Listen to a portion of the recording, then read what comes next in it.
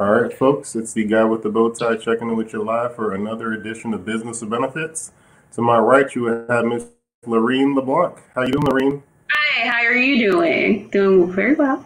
Good. Awesome. Well, I want to first off say thank you to hashtag Team Live, hashtag Team Replay. However you consume the content, we appreciate it. Please let us know in the comments where you are and how you're watching it so we can give you a shout out. And Laurine and I are talking because of what's going on COVID-19. I've noticed your content for a while. You're always making motivational content focused on mental health and helping people. And with everything going on, for people that don't know who you are and what you do, let them know why you know something about PTSD. Well, I'm a professional counselor. I've been in the field for almost I want to say 9 years now.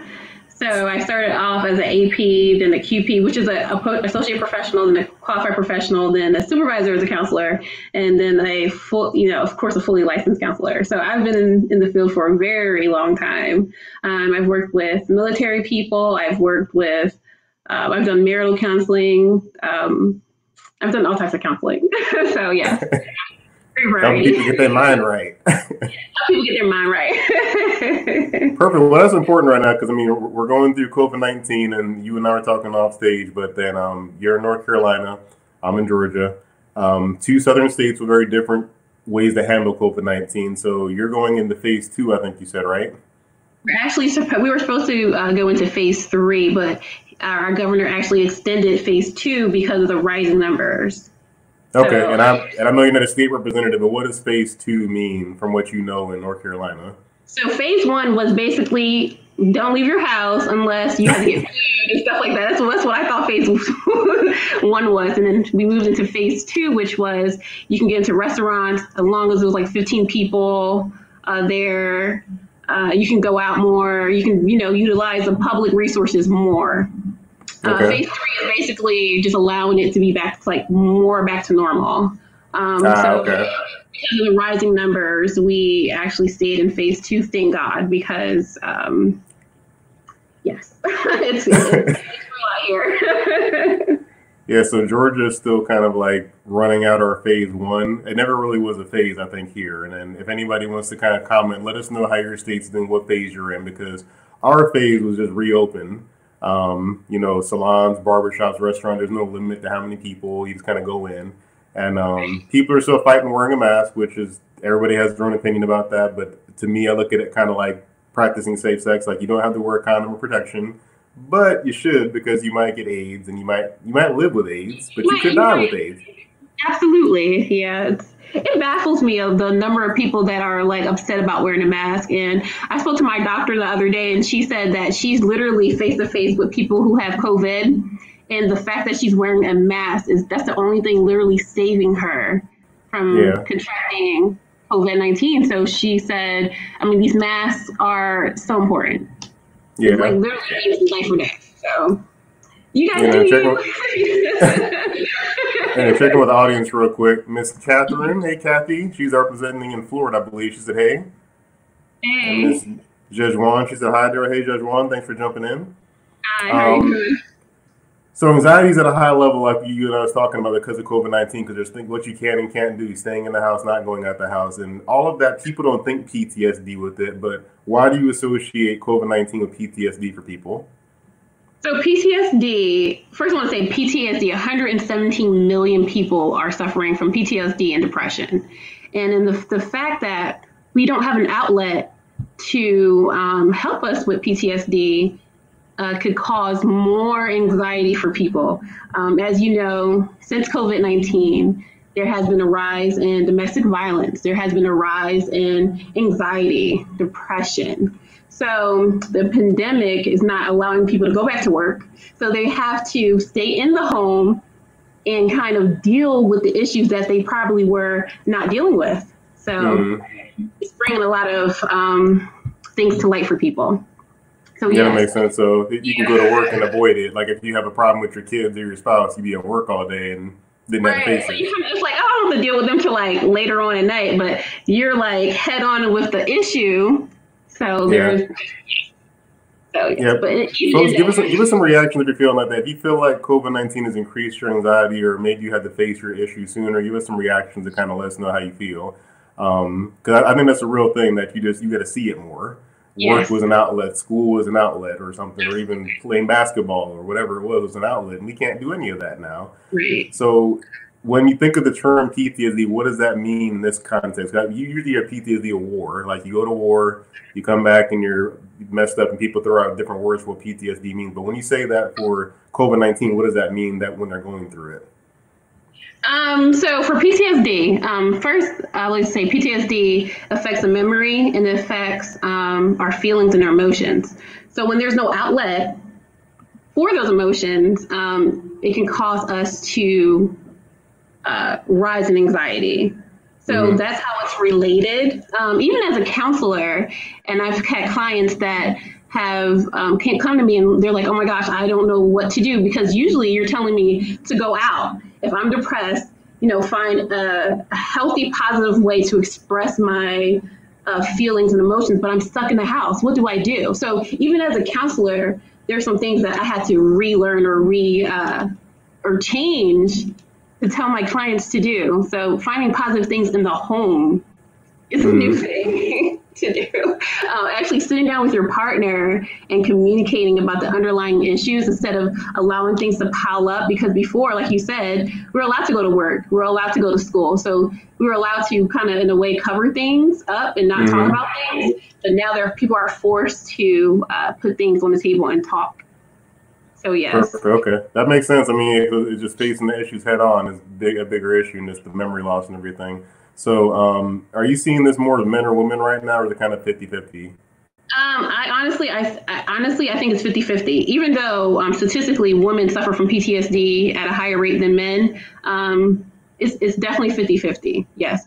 Men, more so marital issues. Women, how do I balance my life? How do I balance being a mom, a wife, get the house done, do work all at one time without an outlet, without space to breathe? So it's just it's a lot, on both sides.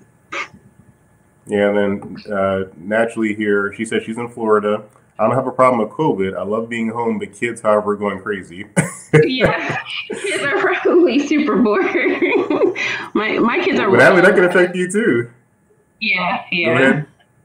My kids as well. They're bored out their mind. They're even tired of the game. So when they're like, "I'm tired of the game," that's how you know. But see, that affects mom and dad too. That's the stress because I have a 2-year-old, 10-year-old, and 12-year-old. So my 2-year-old used to love going to the library. That was her thing. Like we would go to the library like daily, and library's been shut down since March 28th or something like that. So she's always like, library? Is the library open? And we feel bad. Like we can't, we have several books at the house, a good sized library, but we don't have the experience of the library. Oh, the library, right. Yeah, that experience. So as you're counseling people that they miss the experiences, like how are you figuring that out for people that are like, I miss being out, I miss this. How do you kind of help them deal with that challenge? So we have to find new ways and make new experiences. And I just challenge people to have a new positive outlook on life. You guys can play pretend library at the house,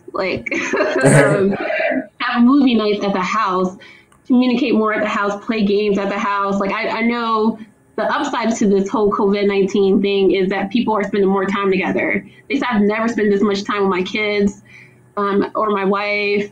So just making new memories and just try not to be a Debbie Downer about the things you can't do, but focus more on what you can do, and that's what helps you.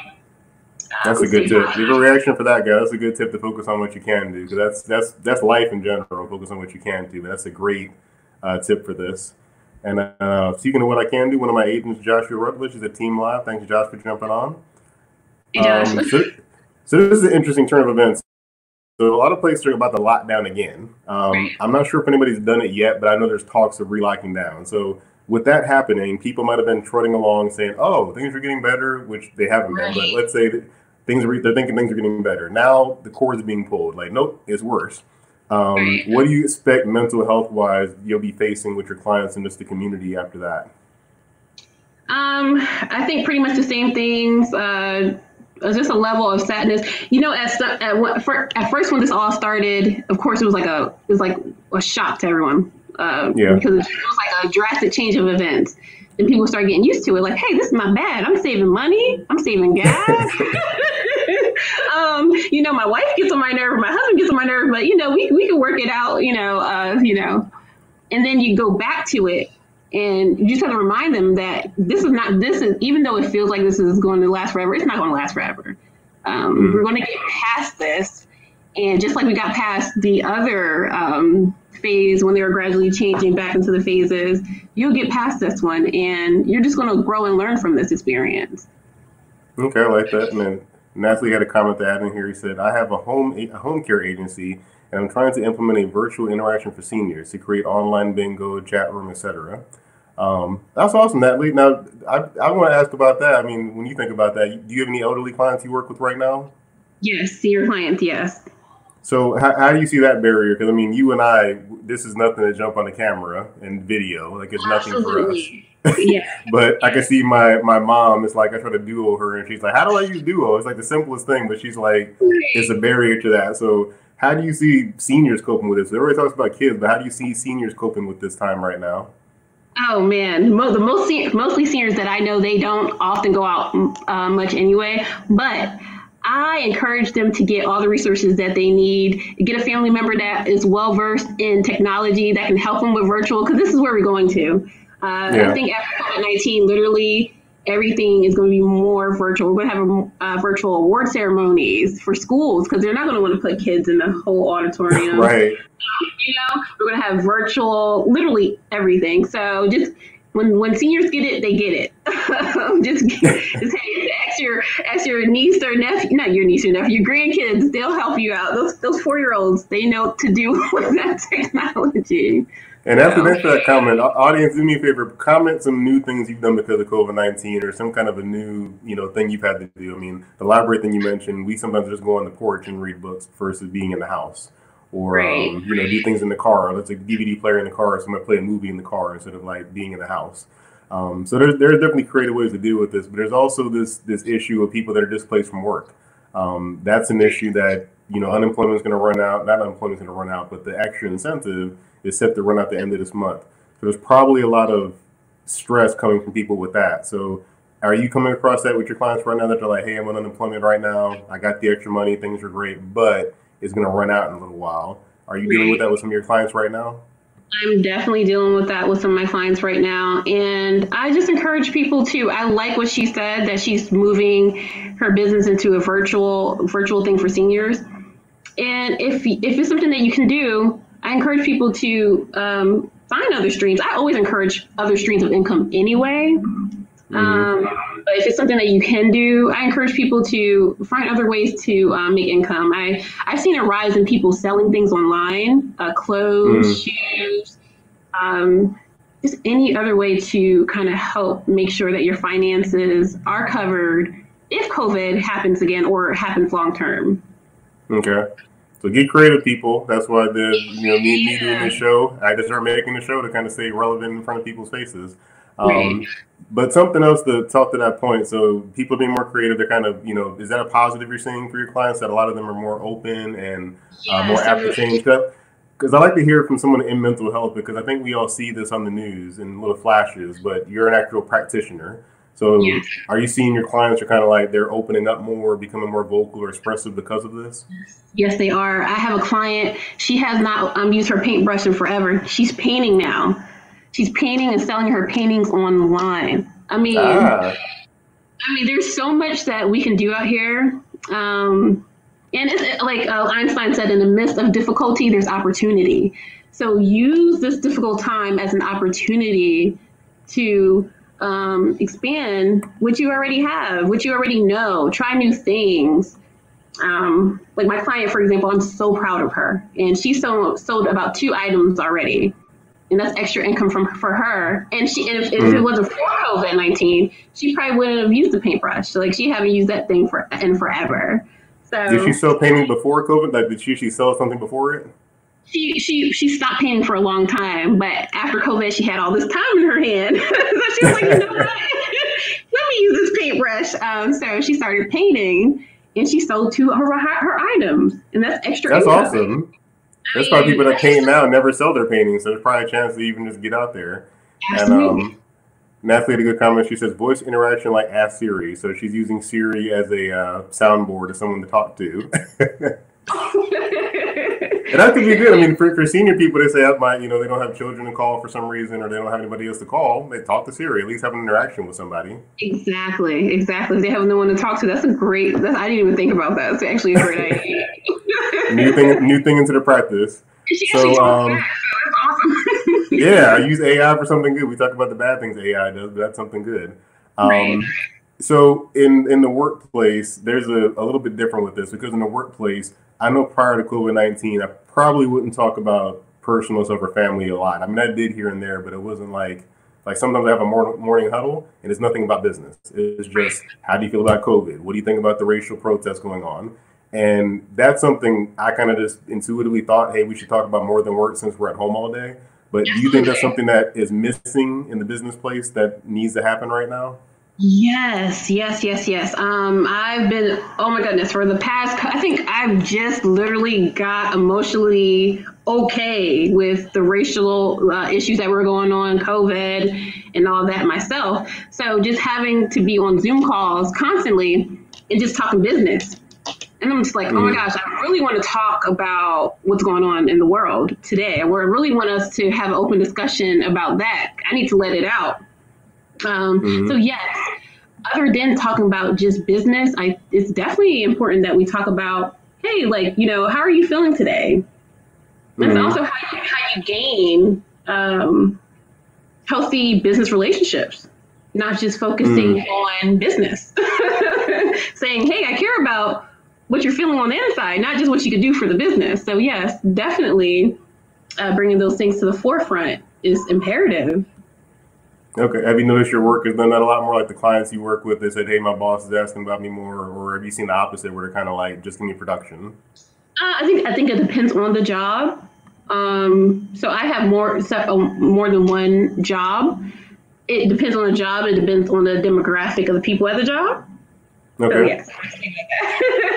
So basically, the baby boomers don't care, and the millennials will ask you how you're feeling. Is that? The baby boomers, and which I understand, because that's how they grew up. It's like, hey, you leave business for business and personal for personal. But the millennials are like, hey, what's going on? Let's talk about this.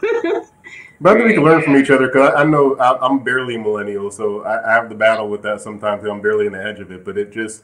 I find myself slipping away sometimes where I'm not focused on the business as much and I'm focused too much on the personal. And I don't push that accountability like, hey, we need to make these phone calls or we need to do these meetings and things like that. So there's probably a fine line we could all learn from each other. But I don't know if that's happening so much behind the scenes. I don't think so. And I think it's so important that we start implementing a balance of those two things. There's a lot of studies that shows that once we really engage with the people that we work with, not just business, they start to trust us more. So it's actually better for business when you have people that trust you. Like, oh, he cares about my kids? Oh, he asked about how my kids are doing today? Oh, okay. That's cool. He's just not asking me how much paperwork I got done today? Oh, okay. I actually enjoy going to work. And I hope people don't hear that and just... Yeah, I hope people don't take that as a tactic to just ask, how are the kids doing? And they don't genuinely mean it. There's intention behind that. Absolutely. There's intention behind that. Yes. I can see people just randomly just saying, oh, I guess she said, and I guess we're asking how the wife and the kids are doing. And a lot of people do that, but there's always that good extra question what else? Or tell me more kind of is a good thing to add to that. And I'm not a therapist by any means, but I read a lot of psychology and sales things and interaction and communication. So I'm sure that's something you probably teach people a lot, is just to ask another question. Yes, definitely. Just to learn the people that you work around more, just to learn them, their strengths, their weaknesses. And I'm not saying dig and get into their business. I'm saying, hey, I care about you outside of work. I care about your well-being, because without a good well-being being outside of work, you're not going to be so good inside of work. So that's what that is for. Awesome. Well, I know you're a proud member of Zeta Phi Beta Sorority Incorporated. Yes, I am. Yes, I am. I'm Kappa Alpha Psi. Say it. Don't. Yeah, it's gonna be a little high pitch for the camera. But with that, you're also a motivational speaker, which I think is great because you know the scientific side of mental health, but you're also doing motivational speaking. So talk about that a little bit, why you got into motivational speaking and why that's so important to you. I kind of just fell into motivational speaking. A lot of people would just ask me for advice, and I would give advice first on Facebook. And they were like, "Oh my gosh, this was like so good! Like you don't know how that like helped and changed me." And I was like, "Wow, really?" They're like, "Yes, like you said something like 2 months ago, and I'm just like still using it."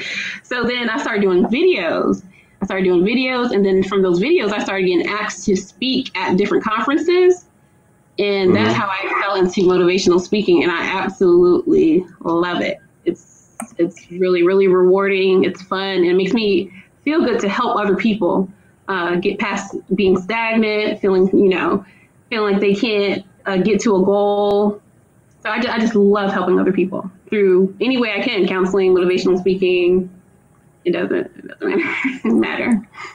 Well, I want to ask you in the audience then, like, what do you think was the most impactful piece of motivational word, scripture, saying, quote? What do you think was the biggest one? This is for you in the audience. So audience comment, what do you think was the most beneficial piece of motivational language you heard? And then for you, Laurine, what do you think was the biggest one for you that made the biggest impact on you? One of my mentors, Dr. Miles, he doesn't know he's my mentor. He passed away a long time ago, but he is awesome. I used to watch his YouTube videos all the time, and he spoke on leadership and what made a great leader.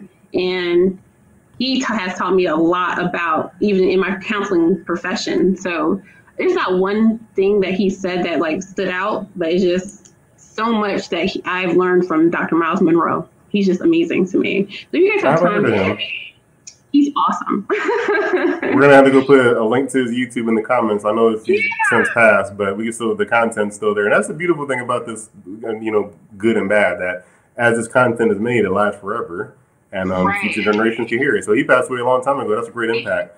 A long time ago. For me, the biggest one that probably helped was you're only in control of your attitude and effort all the time. And I think I got that from the Energy Bus. I feel like it was the Energy Bus I got that from. He might not have made it up.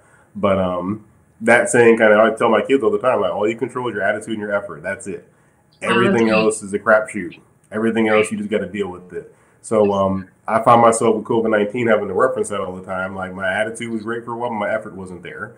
I would just kind of, you know, I feel good. I think I'm okay, but I wasn't putting forth that effort out there to make the change I want to have or the results I want to have. So if y'all need help with that, that's a big one for me, is your attitude and effort you're 100% in control of. Nobody can change that for you but you. And with COVID-19, you're working, so you're counseling, but all your counseling remote now. Are you going back to the office at all? No, all my counseling is remote right now. I don't want to go to the office right now. I understand.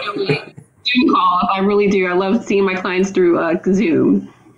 Now, I preferably like seeing them face to face, just because if I see my client in pajamas, I want to know if they're in pajamas because they're depressed or they're in pajamas because it's COVID-19 and they're just at the house. So, you know, so it's a better way to observe being face to face, as you could cover more through Zoom. So it's a lot of trial and error, but yes, I'm getting through it. Yeah.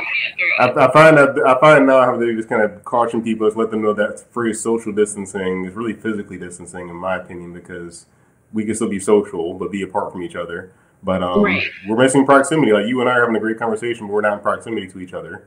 And I've talked to people in Canada and California, and you can have a great conversation, just no proximity. So I think we got to get used to that, unfortunately. You have to get used to it. Yeah. Oh, wow. That's the new normal. And Nathlee added in here, I saw a video say people tend to overthink and worry about things that result in procrastination and never get anything. Stop overthinking and start working. Absolutely, Nathlee.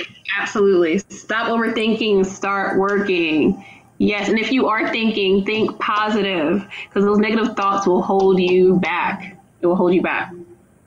Yeah, I often have that when I get in the coaching conversation. So, you know, if your thoughts are on a speaker, people probably lock you up if you're just being your normal talk track because you're saying so much bad stuff to yourself. They probably lock you up like, you need to be put in the home. Something's wrong with you.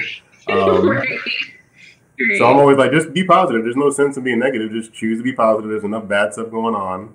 I can only watch probably an hour of news a day, maybe an hour or two. And that's all I can take because the rest of it's so bad. But I got to stay aware.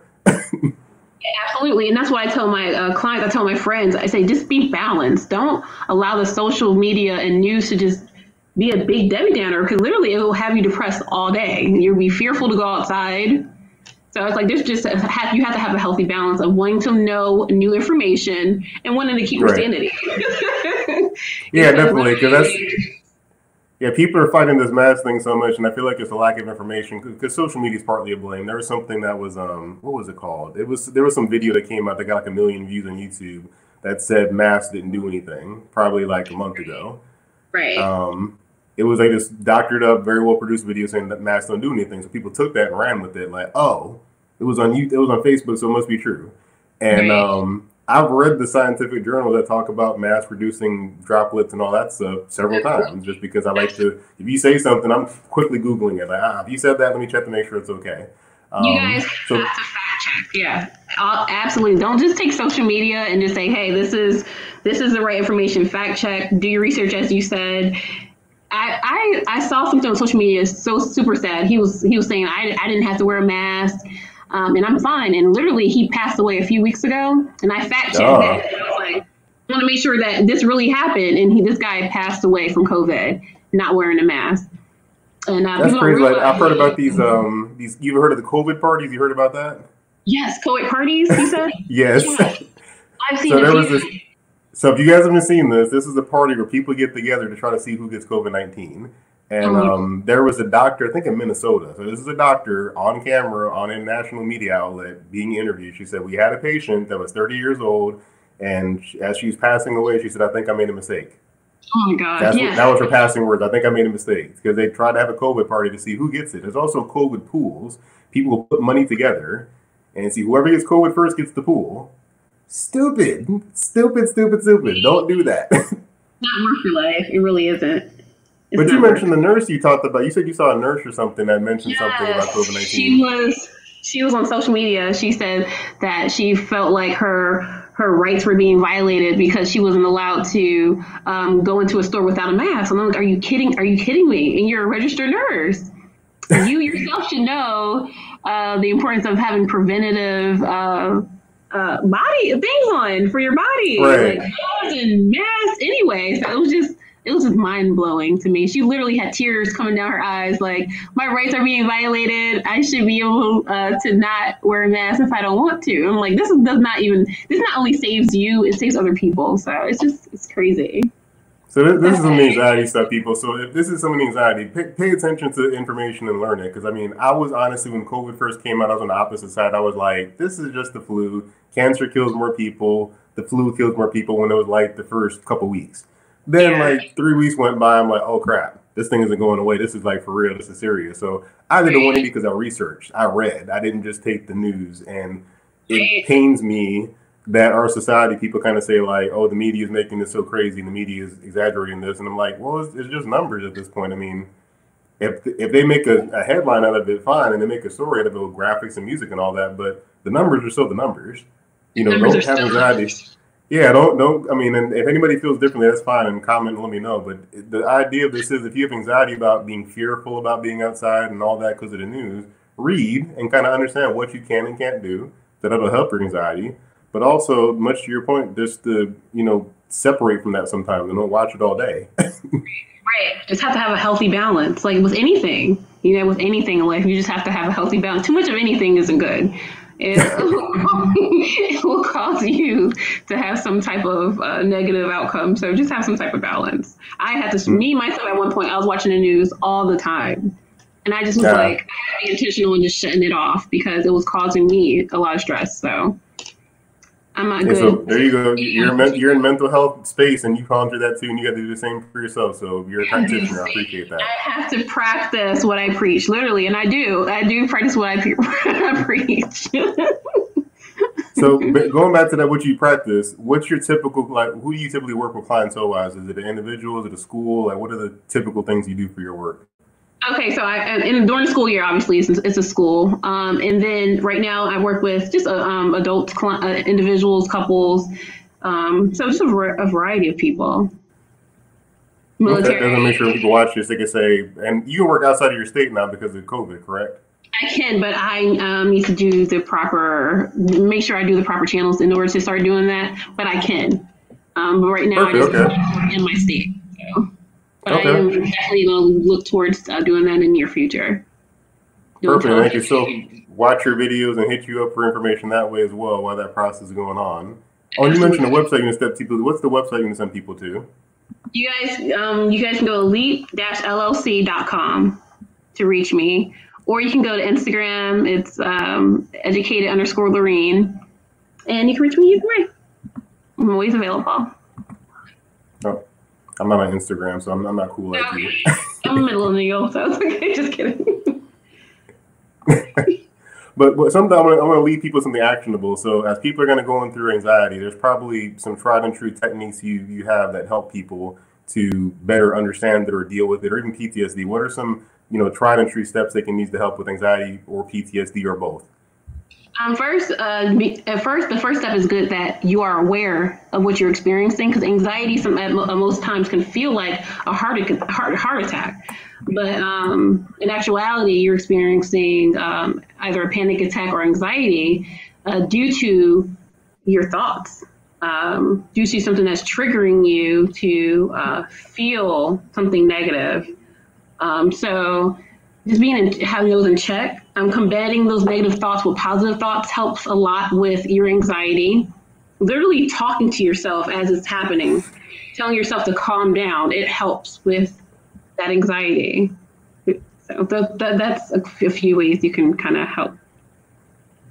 That's a good one, telling yourself to calm down. I wouldn't have thought about that, because I know everybody else tells you calm down outside of you. Right. But it's probably stronger when you're telling yourself calm down. You can usually worsen it through believing that you actually are experiencing something that you're not. So so telling yourself literally to calm down, calm those nerves down, bring it back. And also anxiety lives in the future. So let's try to live in the present. Anxiety lives in the future. So when we're thinking about what's going to happen in the future, that's what causes us so much anxiety. And depression lives in the past. So let's just try to be present and focus on the positive aspects of our life. That's a t-shirt just made there. Anxiety lives in the future and depression lives in the past. We just made a t-shirt, folks. I'm going to take that logo. I like that logo. Yeah, go for it. I mean, every time I hear something notable, I'm like, that's a t-shirt. You should make a t-shirt out of that. So give some reaction for that, people. I think that was great. I never thought about that. I mean, anxiety is worrying about something that probably isn't going to happen most of the time. Exactly. But we all hear that in self-help books and motivational talk, and sometimes it's rah-rah, but reality is like you're worried about something that hasn't happened yet. It hasn't happened. About something that or never will happen. Probably won't happen. It's causing you so much anxiety for nothing. So literally, it's exactly what I tell my clients. No, it's helpful, because I mean, if people worry about what if like my kids ask me like, when's everything going to get back to normal? I don't know. Just worry about playing outside right now. Right. What, are we going to get sick? I don't know. Go run and kick the ball. And I found myself dadding in that moment, just being like, be quiet, go do that now. But I didn't think about the fact of you're hyper focused on something that hasn't appeared. So if you guys are going through that, will my job open back up? Will things go back to normal? Just worry about what you can do right now, because Lord knows I'm usually driving to businesses all the time, walking in offices, shaking hands. Haven't done that since March 25th, 28th, something like that. Right. Instead of me thinking about, I wish I was doing that again, I got to pick up the phone. I got to email somebody. I got to Zoom with somebody. So that's great. I think that's a powerful, actionable tip for people to just know anxiety is the future, depression is the past. What do you think is the harder thing for you to work on? Is it working on the past or the future? What's harder for you in your profession to help people with? For now, it's actually anxiety beat out depression. 70% of the United States is suffering from anxiety. And depression used to be number one. Now it's anxiety. So anxiety is big, and it's crazy because people are getting anxiety younger and younger. I have a 5-year-old who's diagnosed with anxiety, and I was like, wow, what are you so hyper-focused on? Like you said, I like that word, hyper-focus. And just getting people just to live in the present. Not saying that it's wrong to plan ahead. It's just don't be so hyper-focused on something that may not happen, like just negativity all the time causes so much anxiety. But yes, for now, it's anxiety. Anxiety is number one. Is what people are dealing with. What's going to happen? Am I going to get sick? Am I going to catch it? Am I not going to have a job? How will I take care of my family? So I'm going to plug a book I always plug all the time when you said that with planning, because I love you ever heard the book The One Thing? Have you heard of that before? I haven't. By It's an who? awesome book. I need to be an affiliate to get money for this book. I recommend it all the time. But it's written by Gary Keller and Jay Papasan. Gary Keller's the creator of, yeah, he created Keller Williams, so that guy knows a thing about running business. But the book talks about having a relationship with your goals, planning ahead. Lets you have a relationship to know, like, if I want to be in this place in 5 years, what do I have to do right now?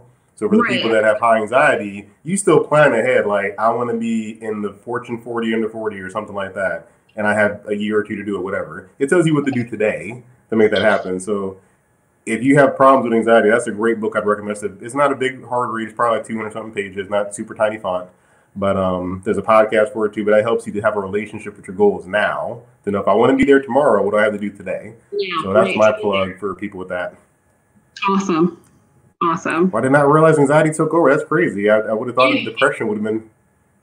Yeah, I did too. I was surprised to learn that. But yes, anxiety is the number one. And I think also because we live in such a fast-paced society. Well, we've been slowed down now, but prior to we lived in such a fast-paced society. We were always on the go. We didn't have time to slow down and focus on the present.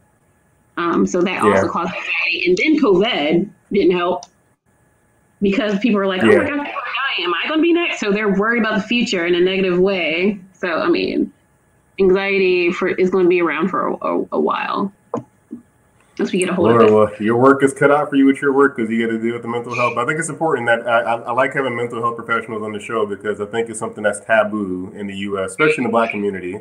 I find myself, was talking with Nkechi about this, about the strong Black woman, the strong Black man. That's such a detriment to us because, like, even me as a male, you know, talking about crying is like, you shouldn't cry. Be tough, tough it out. Don't talk about your problems. And I still got to find myself checking myself about that, like talking about problems. And it's just so hard in our society, especially with American society and Black Americans. It's just difficult because we've been conditioned that strength is silence. Don't say anything. Your business to yourself, you know, you don't have to. And that's what people think when they come to counseling. They just feel like this is like an outpour of just telling everything and they just get that anxiety about that. Like, are they going to judge me, or, you know, do I look weak because I feel like I have to tell them what I'm experiencing? And yes, you are so right. In our culture, it's just so taboo. We've been learned, they taught us to like sweep things under the rug and kind of just deal with it as they come. Don't kind of just deal with the emotions. So yes. Something that we're working through. And it's almost like you're crazy in the Black community. If you talk about your feelings, they're like, oh, you went to a therapist, you must be crazy. You went to the head doctor, the shrink, something's wrong with you. So I applaud you being a Black woman doing that, because I know your family probably give you side eyes sometimes about, you're going to be a therapist, but it's important. It's so important. And I try to change the narrative by letting people know that it's not crazy. It's self-care. Like, going to counseling is it's literally self-care. Just like you have to go get a haircut, females have to get their hair and nails done. Literally, counseling is like a form of self-care. You care about yourself. You want to get better for you and your family. So just look at it that way. Would you say, since it's your practice, you're able to give like advice when people say, hey, I'm going through this? Are you able to tell them like, hey, do this or do that, because you're kind of in a different seat since it's your own gig? I'm sorry. What was the last part I just heard? I was saying, are you able to kind of give it? Because I know sometimes therapy is just listening. Are you able to give like actionable advice, like, hey, you should do this, or you should try that? Are you actually able to tell them? You know what? So I think it depends on the relationship I have with my client, that therapeutic relationship that we build. And it just depends on the situation as well. So yes. Okay. Typically, I do just listen and give them some goals that they can kind of attain and get to. But yes, if they ask for it, I will. Yeah. So it's just all situational. Yeah. No, I like that, because sometimes you can't get that with therapy. It's just like just talking. So I'm glad you have that option of like, if it's the appropriate time, I can give you some advice or encouragement for a certain thing. Yeah. So I had a client. I think the best thing my client told me, it was like a couple months ago. She said, you know, I had client counselors listen to me about my anxiety, but they never taught me how to deal with it. And I was like, wow. So we're supposed. She was like, they never told me what to do to deal with it. And I was like, oh, okay. So yeah, that was the fact that you can help people in that way. Is not just not just listen, but actually be there. Right. Be present, like you said. Be present. Yeah, be present and give them some tools to kind of help them move to where they want to go. No, I appreciate that. Well, Laurine, I'll be respectful of your time. I know it's Monday, everybody got all this stuff going on, so I appreciate you jumping on here and sharing your wisdom with the people. Once again, for people that want to find out more about what you do and get in contact with you, how should they do that? Leap-llc.com. You can also check me out on my LinkedIn page. I always answer my messages at a good time. Also, Instagram, educated_Laurine. Yeah. I'll throw that up there again for people that are on IG. Get the kids on there. I would say if you have a TikTok, but now I hear TikTok is going to be going under because of some Chinese issues. So I heard about that. Yeah, so a lot of people are going to be moving back to Instagram. Come back to Instagram, you guys. Well, Laurine, thank you so much for jumping on here. I want to say everybody be safe, wear a mask. If you're going to be in public, it's not a big deal. Throw a bandana on your face, whatever, just cover your mouth because nobody wants that on their body. Absolutely. And wash your hands and be safe. And we will catch you guys next time. Yeah, please wash your hands. And last thing I'm going to plug for tomorrow, Professionally Black. You have a lot of the people you see on LinkedIn all the time, myself, Nick Nelson, Sherry Jones, Ronell Richards. I'm going to miss a bunch of names, Monique, Russell, just several people. There's like 25 of us. So if you want to hear more about the Black experience as a professional, what that's like to work with them and what they go through, and if you're a Black professional yourself and want to kind of have a soundboard or just to kind of air out or to say hi to us, jump on. It'll be 12 to 2 tomorrow Eastern time. It'll be on LinkedIn Live tomorrow from noon till 2. Just a chance to kind of talk about feelings again. This is basically mental health for us, what we deal with as a Black professional. So jump on there tomorrow. Laurine, hopefully you can jump in and see you in the audience. I'll be in the audience. I'll definitely tune in. I can't wait to see you guys.